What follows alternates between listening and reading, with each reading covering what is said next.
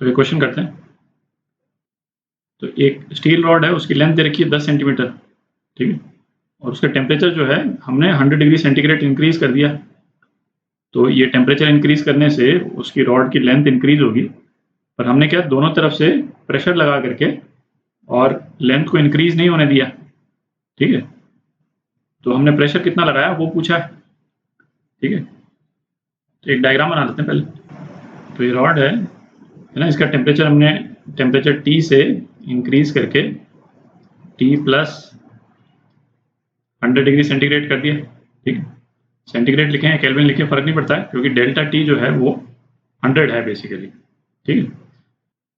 और इसकी length increase नहीं हो इसके लिए हमने दोनों तरफ फोर्स लगाया, ठीक है। तो थर्मल स्ट्रेस का जो रिलेशन अपन ने निकाला था थर्मल स्ट्रेस वाले वीडियो में आप देख लें, तो वो क्या था, thermal stress force upon area, ठीक है। ये कितना, Young's modulus into alpha into delta T, ठीक है। अच्छा, थर्मल स्ट्रेस की यूनिट जो है वो प्रेशर की यूनिट ही है बेसिकली, तो ये फोर्स अपॉन एरिया ही है। तो बेसिकली ये जो प्रेशर जो पूछ रहा है ना, वो थर्मल स्ट्रेस ही पूछ रहा है। तो रॉड की लेंथ को कांस्टेंट रखने के लिए हमको दोनों तरफ इतना फोर्स लगाना पड़ेगा कि ये थर्मल स्ट्रेस डेवलप हो जाए, ठीक है। तो इसको निकाल लेते हैं, F बाय ए है ना, इतना बेसिकली प्रेशर लगाया हमने।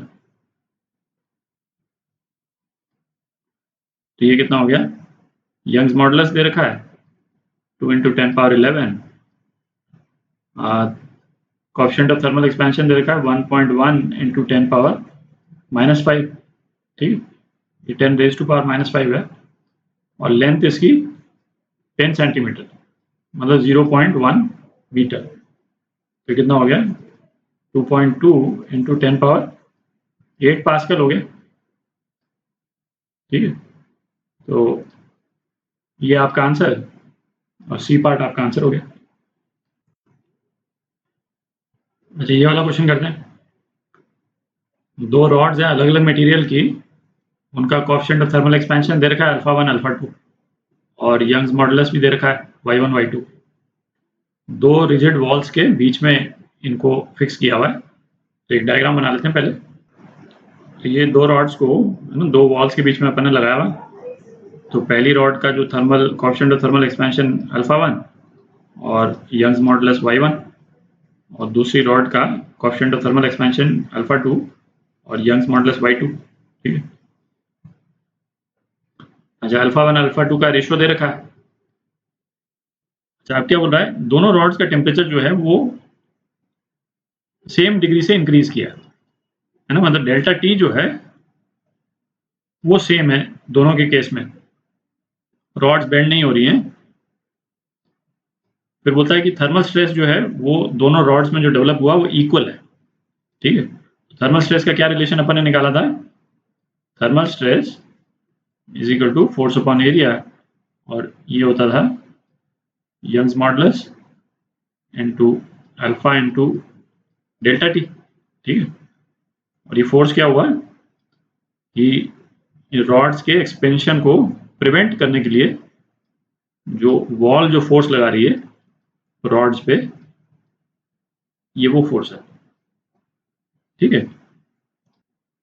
तो पहली रॉड पे जो थर्मल स्ट्रेस है वो क्या हो जाएगा, y1 α1 और डेल्टा टी तो सेम ही है, और दूसरी रॉड पे thermal stress y2 α2 delta T. अच्छा, दोनों थर्मल स्ट्रेस जो है बराबर दे रखे, तो क्या हो गया, y1 α1 delta T is equal to y2 α2 delta T, ठीक। y1 बाय y2 पूछा है, y1 बाय y2, ये हो गया α2 बाय α1, और α2 बाय α1 कितना है, 3/2, ठीक है। ये आपका आंसर,